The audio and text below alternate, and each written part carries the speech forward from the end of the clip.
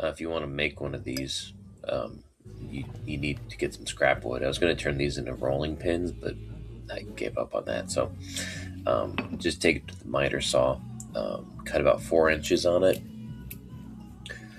You can make it as long as you want. Just for every tube that you add, just add another 2 inches, and the math is going to work out just fine as far as your spacing.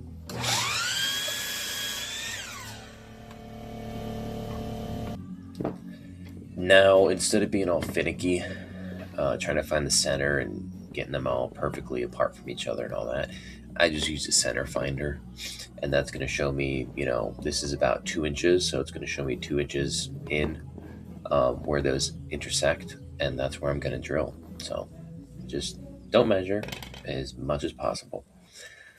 All right. So then when you get your Forstner bit, make sure that it's not like the exact diameter of whatever tubes you're going to use, because I've seen a lot of like reviews online saying that the tubes break because of the wood expanding and contracting. So make sure that they have some good wiggle room between the size of the tube and the size of the hole.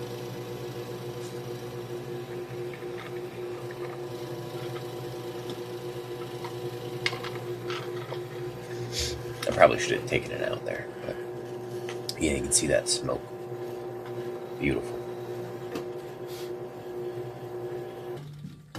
Once you get these holes, you should see these little divots on the underside, right there and there, and that's going to guide you coming from the other way, so you get perfectly straight through. If you didn't do that, you'd have huge blowout, which people don't like.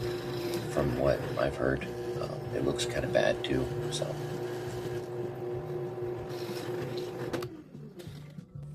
all right, now we got to switch up to a different Forstner bit size, this one for the magnets, and using the same technique of using that center guide, we're going to line up where our magnets need to be.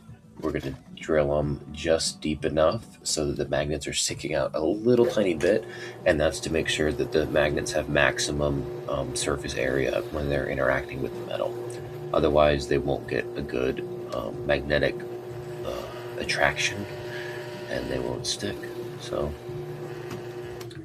boom. Now, next tip here, use bigger Forstner bit holes than your magnets, because if not, then you're just gonna have to do this, which isn't that bad, but it kind of makes the wood look a little bad. So, but who cares? It's the backside. Boiled linseed oil, that's the best. Don't use non-boiled linseed oil because it gets all goopy, all like sticky, and you'll wake up and there'll be flies stuck all over your car and that kind of stuff. So yeah, like boiled linseed oil, and I wouldn't recommend boiling it yourself either, um, because that could be dangerous.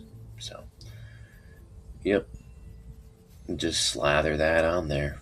I got these towels on accident, and I'm kind of salty about it. But anyway, all right, there you go.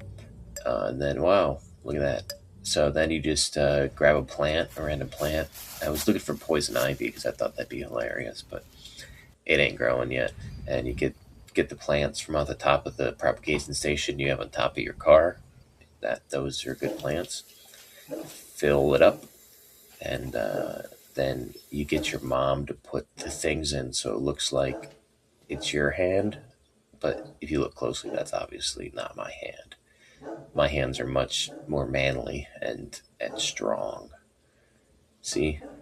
And then you just plop it on there, and wow,